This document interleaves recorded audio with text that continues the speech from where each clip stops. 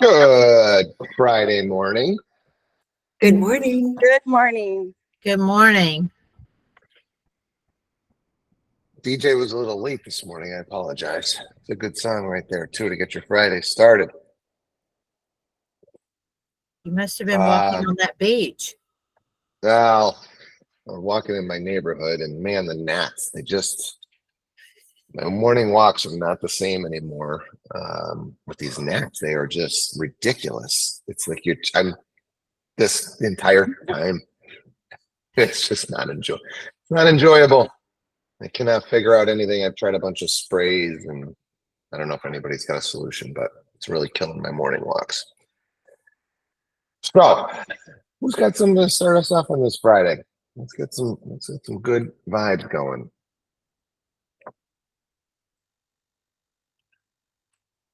We got something. All right, Tracy, what do you got? I looks like I'm closing today on that deal that I told you was extended for longer than I ever would have expected. We got clear to Yeah, close yesterday, so I was pretty darn excited. awesome. That's awesome. Um, whenever I hear clear to close, that's just a beautiful thing in this business. And for whatever reason, when you said that, the first thing that came to my mind, I was having this conversation with the owners of Semper the other day, is commitments. So we talked a lot about the importance of pushing lenders and stuff, but for whatever reason, my head went here. When you guys get your mortgage commitments, right? A lot of times they are coming over with conditions on them that we've absolutely 100%, we've got to get this stuff cleared out before we let those mortgage dates go by. And I've never understood why this is such a push and pull with the lenders.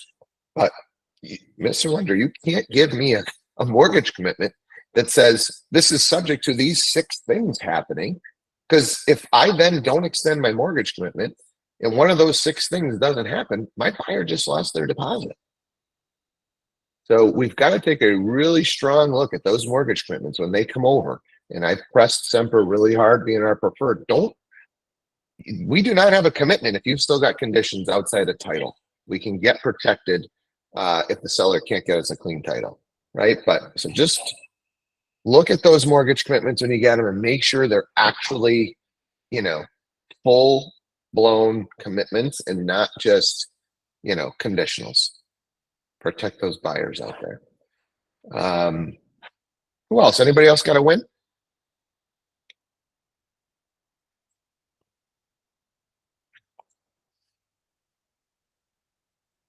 All right. Well, let me. I'll tee up kind of the story because it was my story for yesterday, and it actually ties into what we went deep on yesterday regarding these lenders. And this is a story that apparently I didn't hear it through the Warren Buffett channels, but this is a Charlie Munger, late Charlie Munger story that apparently he liked to tell regarding Max Planck. So, Nobel Prize winning physics guy who I don't know what year he won. It's like early 1900s. He wins the Nobel Prize and he's asked to go around and speak at all these engagements about it, and had enough wealth at the time to hire a chauffeur. So the chauffeur is like driving him to all these engagements. And he's practicing in the back of the car. He's practicing the speech. And every time, the chauffeur is picking up on it and listening. And so he's dozens of these things. And I don't know if he's at his last one or near the end of these speaking engagements. And the chauffeur kind of jokingly says to him, "Hey, you should just let me do this. I've got the whole thing nailed." And Max is like, "Dude, you know what? Go for it. I'll sit in the back of the room." So he's up there, and they kind of put him on stage, and the Max is in the back in the chauffeur attire, and the guy gives an amazing speech. He nails the speech, and after every one of the speeches, there's always this Q&A, and so they open it up for Q&A. First question is a very low level question on the physics topic. And the chauffeur is just stumped. He can't answer the question, and he says, "You know what? That's such an easy question. I'm going to let my chauffeur answer it. And Max turns around and answers the question. And so, the moral of this story is there's really two types of knowledge. There's surface level knowledge, and then there's real knowledge, right? He knew enough to speak about the topic, actually deliver a speech in front of a group of people, and then he get a basic question and he couldn't answer it. And this concept that there's surface level and real, I think definitely hits home when we're talking about the real estate industry. Yesterday, we had a really deep conversation about the importance of a preferred lender and understanding the mortgage process and the products, and right. So if you're surface level agent on this particular topic, hey, my guy's got to get pre-approved. But as you go deeper and you really start to learn the industry, you learn that you've got to know a lot more about what's going on with their financial position to make sure that both buyers in a good position, you're in a good position to continue moving forward and get this an accepted offer. And so there's a lot of little things in real estate that are like this, that we've got to go deep. You've got to have that real knowledge versus just surface level. You can talk at the cocktail party about it. So just continuing to always be educating yourself, reading as much as you can, jumping on this call. There's so many levels to so many different aspects of this business that you got to be continuously going deeper. So had anybody heard that story before? A show of hands. I had never heard that. And I'm like, that's a really good way to put it. I think there's a lot of agents out there that can, surface level talk about a pre-approval, but how many of them can go deep? And then when you're able to go deep and you really understand it, it makes it so much easier to have that conversation with your buyer and get through to them about how important it is for them to get this pre-approval. So, yeah. Any thoughts on the story or any kind of questions back on the mortgage stuff? We hit it pretty hard yesterday. Today we got into a little bit of another level of deepness. I don't think we hit it yesterday, which is the commitment letter, right? Even there's surface level agent goes, oh, I got a commitment letter, I'm all good, versus a good agent goes, let me look at this commitment letter, let me look at the conditions that are on here. Hey, they're waiting on their most recent pay stub. Probably not a big idea, right? Unless we just had this happen recently. Waiting on a recent pay stub, buyer changed the position at their job, new pay stub shows a different hourly wage, lower because they're getting bonuses now. All of a sudden, we don't qualify for that loan. Mid-purchase, buyer took a different position at the same company and now is not going to qualify to get that loan. And we've got a mortgage commitment that's conditioned to most recent pay stub. These are the little things that you've got to understand, right? In this particular case, we're able to go back to the owner and talk to the owner of this company to say, hey, can you actually issue another check with the previous pay scale? We understand he's in this new role, but I need that, right? And so we lucked out and we're able to save this deal because we've got a competent lender that was like, hey, let me call the owner and see if we can do this. But this is, real knowledge versus surface level stuff. So anybody else have a weird situation with mortgage or something that you want to throw out there as an experience share? Hey, this happened to me. This is how I handled it.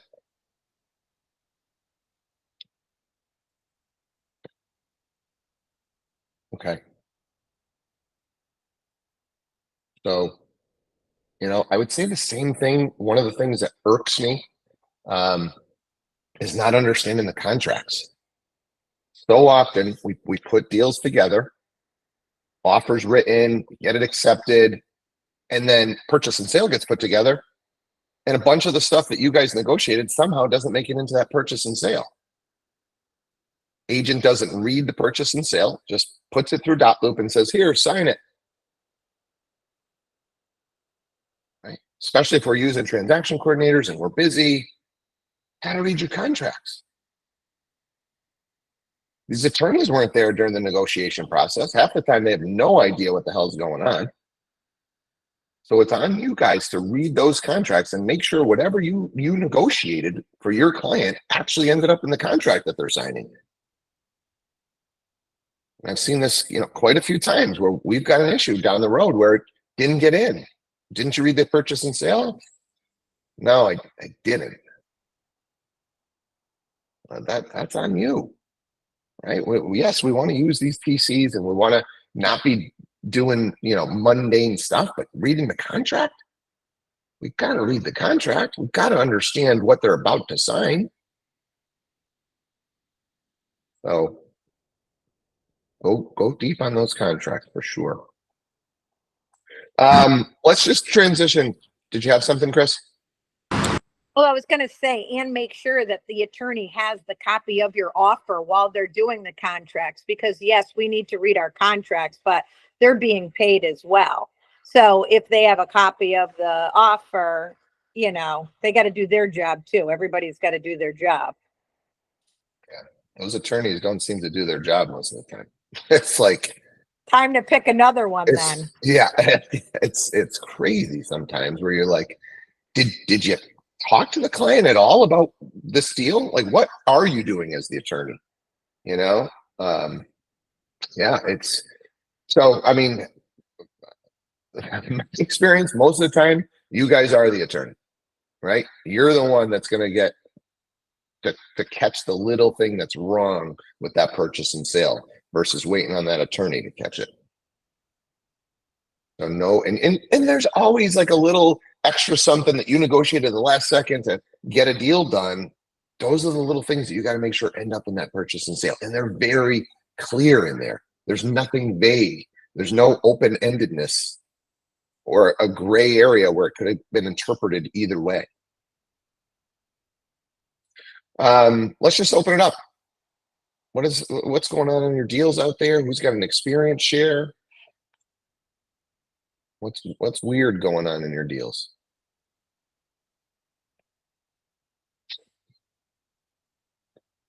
Everybody's deal is just going smooth. I love it. No issues.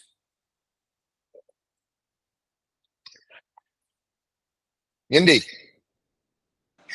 Well, I wouldn't say it is much of an issue, but going back to what you said about reading your mortgage commitment, to look out for all the contingencies. I just wanted to add, like, it's so important to also talk to the lender, because even after reading it, like they can just like discover new contingencies. Yeah, so just want to throw like that. It is very important because on one of my deals, so the buyer pretty much owns his own businesses, and on his tax return, the underwriters find out that he owned a couple of land and put some mobile homes on it. So they were considering that as income, but I mean, it's all cleared up now, but it's very important to just talk to your lenders and talk to your buyers just to know what's really going on. Yeah, I think, the key thing when you're having a conversation with a buyer, I've always said, you don't need to understand all the mortgage products that are out there. That is for the lender to do the deep dive and figure out what's the best mortgage product for your particular buyer. But you should have an idea as to how complicated their financial position is, right? The more businesses that somebody owns, is involved in, they're an independent contractor, they get paid under the table, or they like that stuff should start to be a red flag of like, hey, I got to make sure my lender is taking a deep dive on this versus school teacher, W-2 employee. It's very clear, right? So the more financial, intricacies they have, the more difficult that loan is going to be. And so that's where we really got to make sure that that lender is on top of their game. If you've got two borrowers, they're both W-2 employees, they've been at the same job for 10 years, we're probably going to be, good to go. But outside of that, when it starts to get complicated, that's when you've got to really make sure that all the discovery has been done on the documents to kind of verify what's the income, what are the expenses, what are the liabilities, etc. One of the things that I had jotted down here from our team when I asked them for stuff that's going on was unlicensed people doing repairs, right? So when we write up our repair request, we should be asking that it's done by a licensed contractor. But there's going to be times where the seller says, "Hey, Uncle Larry, he wants to do the deal." Right? He wants to do the repairs. He's not licensed, but he's really handy, right? So how do you handle it?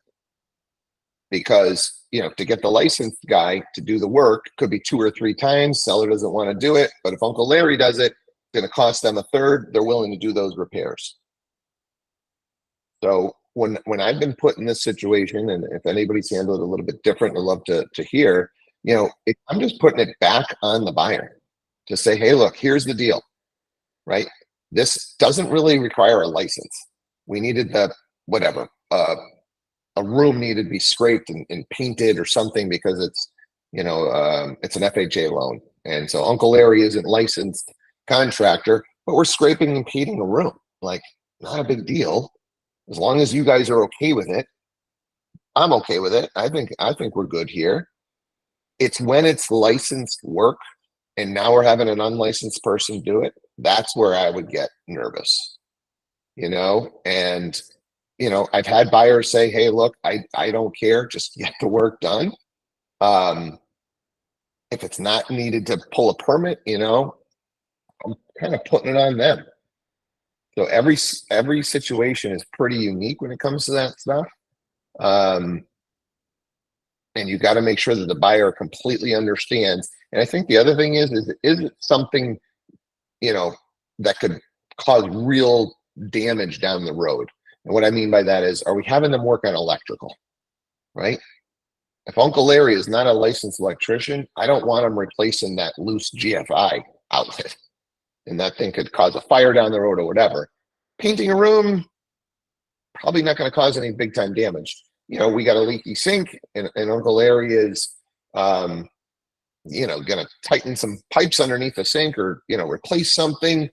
I don't know, that pipe breaks and I got water everywhere. And now we're coming back and Uncle Larry doesn't, he's got no license, no insurance, you know? So just kind of looking at the scenario and going, hey, can this cause some serious damage down the road if it's not done right? Sue, did you have something? Yes. So they, on one of my deals, stairway needed hand railings, and the agent said, well, the buyer can go put them up. And I said, and the reason they needed them because the appraiser came out, noted it needed handrails because it was a safety issue. And I told that agent, I'm sorry, but let's get a licensed professional to do it, because I don't want the appraiser to go back out and say, oh, it's not put in correctly. Now we're going further down the road with, you know, getting the deal done. Yeah, when an appraiser coming back and saying, hey, this isn't done properly. And yeah, there are definitely times and you know, always make sure if you're putting your buyer or somebody from the buy side on that property, we've got to get a hold harmless agreement in place that just says, hey, it's okay for this person to come on the property and do work. Right. But I've had a buyer scrape and paint houses, scrape and paint garages. If that's what it's going to take and they were willing to do it, and that's what we got to do to get that appraisal, you know, to pass FHA, then let's do it. As long as everybody's on board, we've talked to everybody, we've cleared it with everybody. I'm okay with something like that. Chris, you got something? I just had one just this week. The kid's a plumber, a journeyman. He doesn't have his hours completely under him yet. So he is under someone else, but he does have a journeyman's license number. So we let him come in and do it because he's half the price. And then obviously checked it. It was just like a piece of duct tape around a pipe. He had to cut it, put it in. I probably could have YouTubed it myself, you know, but that was a situation I had to have with a conversation with the buyer. Like, this is what my seller's willing to do. They got this kid because literally I am connected and I couldn't get a plumber in there for probably 7 days. It's just been the contractors with vacations and stuff are way out there. So as a result, like you just said, we're putting up handrails, we're scraping and painting all the time. I mean, that's how I'm getting my VA and FHA buyers approved, is by saying, hey, if anything comes up with VA or FHA, we're going to take care of it. And I just had a situation with my son, Adam, who just had a hell of a time putting a handrail up, and he didn't go high enough or low enough down as he should have for the VA to be all the way down, but he's newer and didn't know. So it was one step up. Thank God the said, hey, I can reach for it and grab it and go up, because it was a raised ranch, and he did accept it, but I was fully prepared that he was going to have to attach another one and go down one more step. So again, it's all in the appraiser you get as well, but in a crazy market like this, we got to be flexible and bendable and work together. Yeah, it's a great example of how this stuff works. I mean, sometimes you are going to have unlicensed people doing it. So you just got to use your head and kind of go, hey, let's take a look at this scenario. Is this okay? Is there, is anybody going to hurt themselves if this doesn't get done right? Or, could the property get damaged more? And if you don't know, just ask. Hey, go to a leader and say, hey, this is my scenario. This is what the seller wants to do. They're, brother-in-law, whatever, is going to do the work. There's no license, not insured, but this is what he's doing, right? Who else has got something?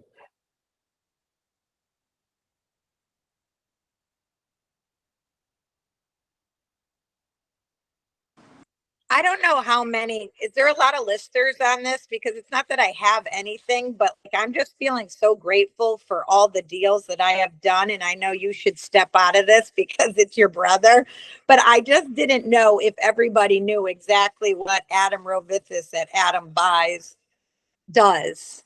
Can I run through that, Steve?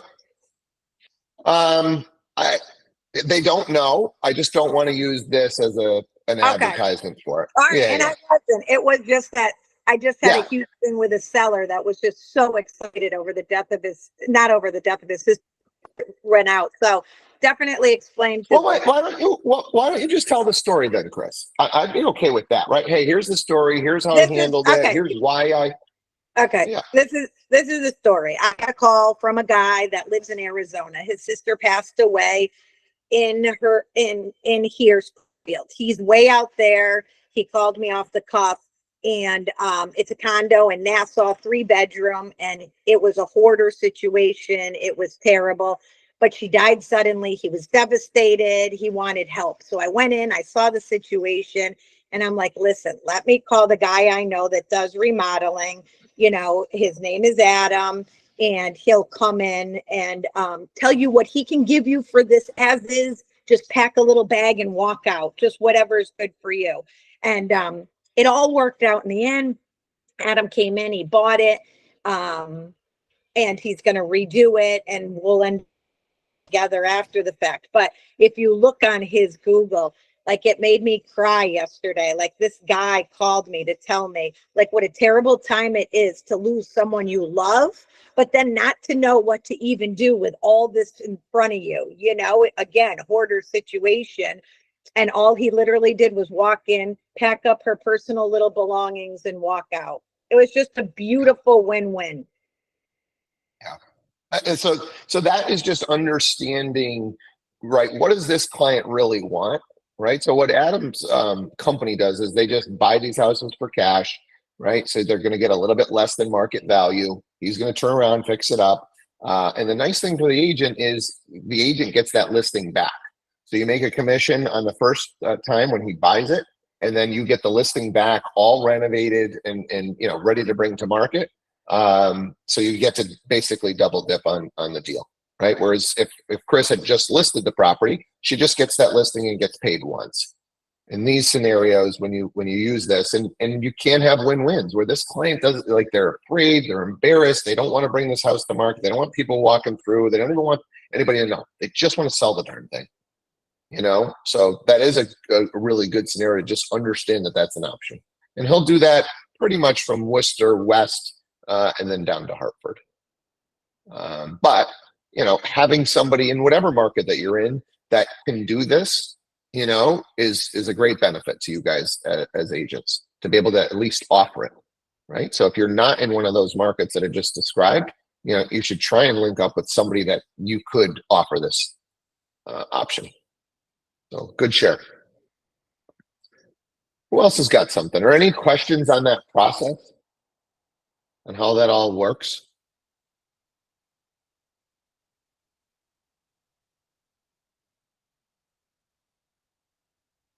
Jeff and Linda.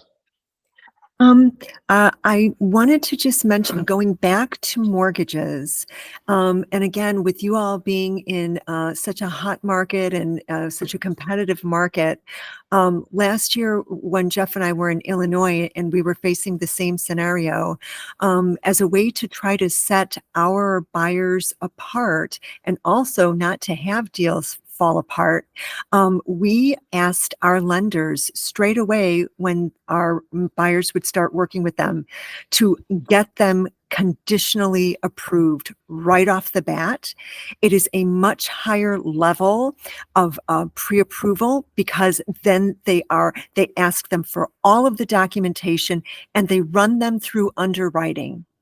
So when we move forward with presenting an offer, we have the ability to say that they've been through, we've eliminated so many of these concerns, right? That you're saying that could break the deal down along the way, because they've done that extremely deep and diligent dive as to this buyer's qualifications to truly make this purchase.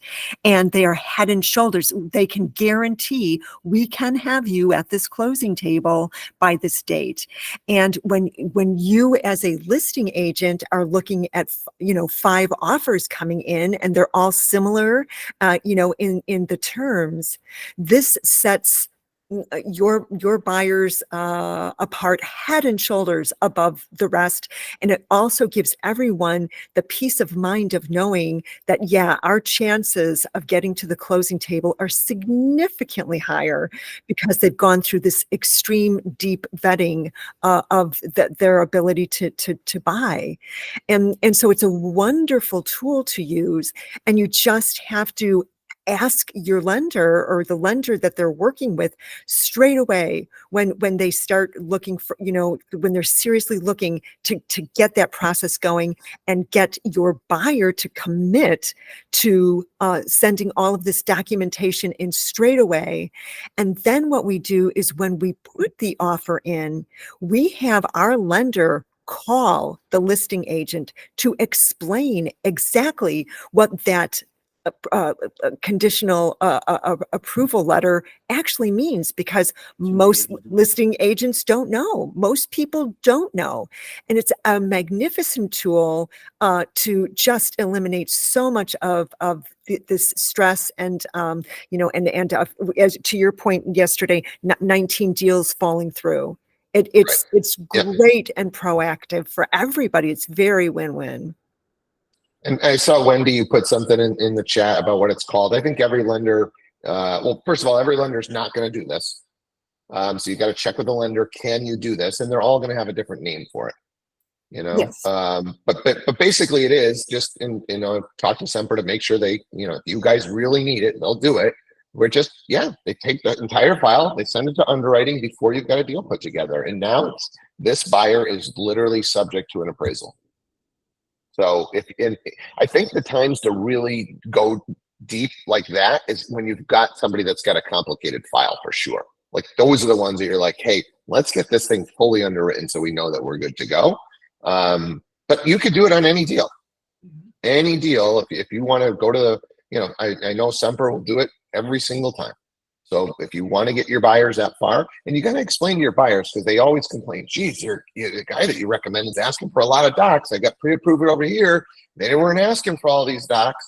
And you got to be prepared to say, well, that's because they're doing a deep dive. We've got to get all these docs in. I want to make sure that, this is ready to go. We don't want to have to wait for, the other guy who only asks for your tax returns and pay stubs and a bank statement. that once it goes to underwriting, now they come back in the middle of our deal and ask for the same 20 docs, and now you get it to them and they can't do the deal. We can't afford to be doing that stuff later. So just be prepared to talk to your buyers about, they're going to think it's, gut wrenching if you're sending them to somebody that's doing this, because they're going to ask for a lot up front. But it's in their best interest to get this stuff ironed out, ahead of time. Yeah, Steve, this just sets your buyers apart, especially in a multiple offer situation. Having cooperative lenders that work with them, giving them that advice. And again, it sets your offer apart from most offers to be able to put that on the table and tell them conditionally approved is basically as good as cash. You're good to go. Everything's been vetted, underwritten, and all they're waiting to do is get you to close. So it makes for a much solid offer when you're putting it in a multiple offer situation. And again, having that lender on your side to make those phone calls for you too. It's, it's part of the team process. We bring you a team of people that work with us, for us, and to get you to the closing line. That's just good teamwork. Yeah, I love it. I love it. Margaret, I see your hand. We had a couple of conversations that went pretty long. Just want to make sure nobody has anything pressing. Hey, I need this because I got a deal that, I got to get this answered. Anybody have anything like that before we get to Margaret's question? Because I know we're over. Anybody have anything pressing on a deal? All right, Margareta, we'll get your question in and then we'll wrap it up. What do you got? This is a quick one also. It just came to me. If somebody is underwritten, is that almost will take 2 weeks to close? Yeah, I think when this fully underwritten stuff was really getting pushed a lot was when you're losing out to cash all the time. Right? So you want to be able, this is literally, you want to be able to go to this listing agent and say, this is a done deal. It's as good as your cash deal over there. Right? And yeah, at that point, 2 weeks might be a little difficult because I think, you're still waiting on that appraisal. And so the appraisers you're kind of at the mercy of the appraiser. So I don't know that I would count on 2 weeks, but it can go quick at that point. So make sense? Yeah, definitely sounds good. I guess it just hit me. Yep. Great. All right, guys, go crush your weekend. You got Crushing It with Kirk at 10 o'clock if you want to jump on that. And otherwise, we will talk to you again on Monday morning. Appreciate you guys. Take care. Thank you.